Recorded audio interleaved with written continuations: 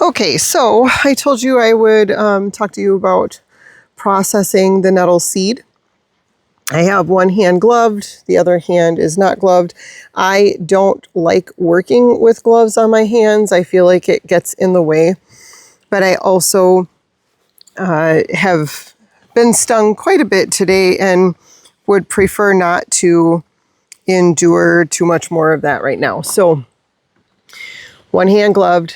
And then this also shows you that you have options for how you can work with nettle that based on your personal preferences. Some people claim that they don't get stung by the nettle at all. Again, like I said in my video, the way that you hold it sometimes makes a big difference. So going down doesn't sting. As I'm working with it now, it's more so like as I'm holding it, I'm not, there's an up action there as I'm holding it. So then I do keep getting stung there. Something you want to do with the nettle is flick it a little bit. Try to let some of those critters escape. There are a lot of critters in working with nettle. To be honest, I prefer working with nettle outside so that I'm not bringing all of those critters in my house. So these are also the things that I'm using. I have my mortar and pestle for crushing the seeds just a little bit. And then I have my quart jar.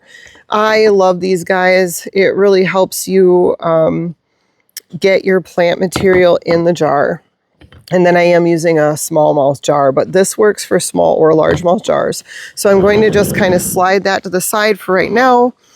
I'm working on getting my nettle into the mortar and pestle. I used a measuring cup and I had 2 ounces of water. So Raven Song Herbals, I really like them. I'm pretty sure they're up in Canada. They suggest having 65 to 75% alcohol that you're tincturing this in. They talk about nettle seed being mucilaginous, which means that it has some water-soluble properties. So I'm going to be using Everclear, which is 95% alcohol. I'm adding 2 ounces of purified water.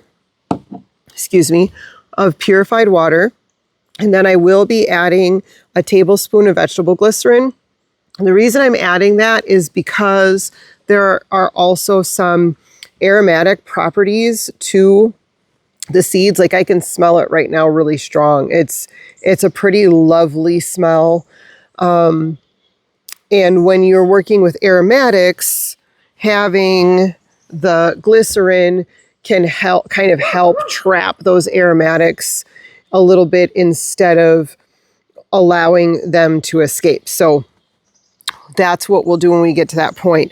You see how much I have here in my jar. There is quite a bit in my mortar and pestle. I have been working at this for hours. So it kind of helps you to know the value of harvesting your food. It brings you back into connection to the earth. It really slows down your lifestyle because it takes a lot longer to do things.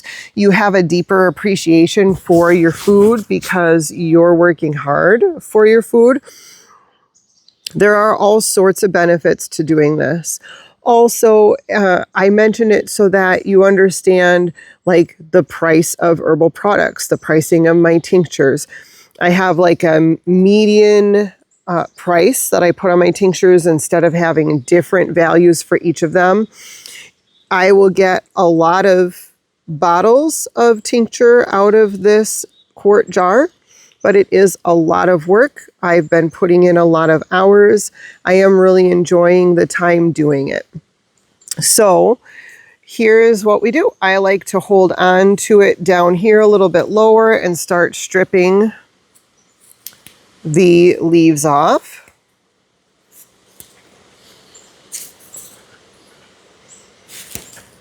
And again, this can be a very enjoyable process. I'm just sitting outside on my picnic table that I sanitized before I got started. My dogs are hanging out here with me. It's a very enjoyable process. It gets you out in nature. Nature is very healing just by itself. I am also sitting in the shade. I prefer not to be in the sun a ton. I like to be in the sun enough to get some good vitamin D, but I don't want to get burned, and I don't like to wear sunscreen. So that's why most of the time when you see me, I'm pretty well covered up. I've trained myself to wear long sleeves when I'm out, etc. But then when I'm going to be sitting somewhere for a long time, I don't necessarily always like to be so overly clothed. Then I like to be in the shade. So I've got the leaves off of here. We don't use the leaves right now, again, because they're somewhat toxic. They're pretty high in oxalates once it flowers. So I've got a little spider friend here that I'm gonna put in my leaf pile. So I'm just going to pull some of these off the top so that I've got a good, nice area to grip it. And then I'm going to grab and pull. So you see I've got a nice handful of seed here. I've got a bare stem. Going to put it in my mortar and pestle. And then I'm going to take it and grind these babies up a little bit. It's not super easy to smush the seeds, but again, it's just kind of activating the mucilagens and giving you more space for the alcohol to be touching the plant material. So this is a little bit wet. It was getting a little wet from the seeds before I put the water in, but I put water in to help me smush it up a little bit better. So now we're going to dump that in the jar. Don't mind my massive water bottle there. I try to drink about 1 gallon a day. That's what my body seems to need. Okay, so we've got quite a bit in our jar there. I would rather be safe than sorry, so I'm not going to put any more in there. We'll bring her back over here so we don't have to stare at my water bottle.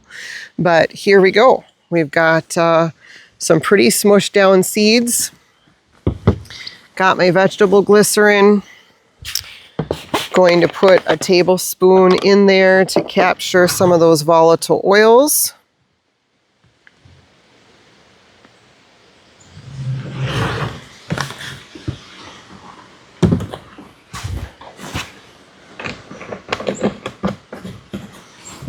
And then got the Everclear here also.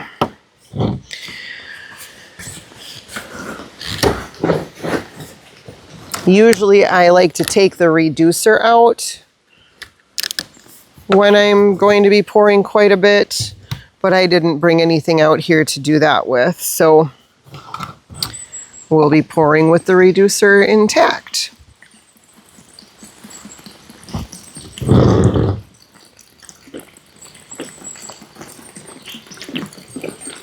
Takes a little while to fill her up. And it does look like I can probably stuff some more seed down in there. I may or may not do that. Once I've got her filled up, I'm going to grab one of the stems here and just kind of push down in there, releasing some air bubbles. I don't know if you can see that. We'll go close and see if you can see any air bubbles release. But you'll definitely release air bubbles. You can use a chopstick. I often use a chopstick, but these are pretty tough stems here, so I'm going to use these stems. So we've got that really stirred up. Going to add some more alcohol, so we bring it all the way up to the top.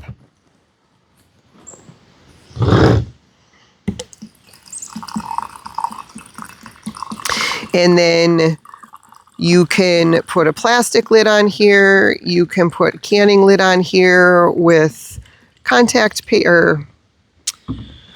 Oh, that contact paper stuff. So you put that on and you put your lid on.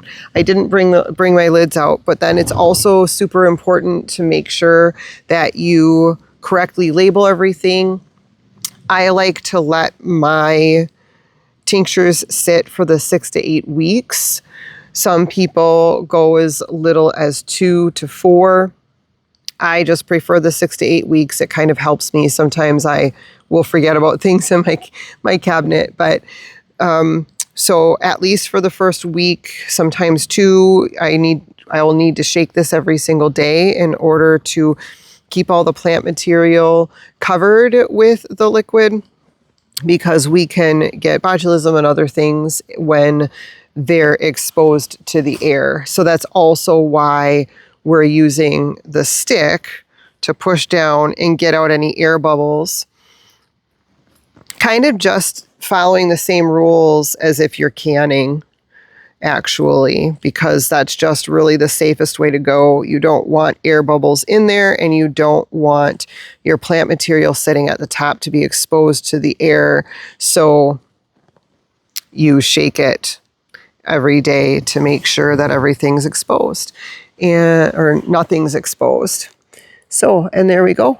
I think that looks really beautiful. It's already starting to turn a really pretty green color. And I can't wait to try this as a tincture this year. In the past, I have dehydrated them and I have plenty left. So I'll be bringing some to the market for people who want to work with it themselves. And whatever doesn't sell at the market, I'll be dehydrating and adding to food seasonings. All right, talk to you later.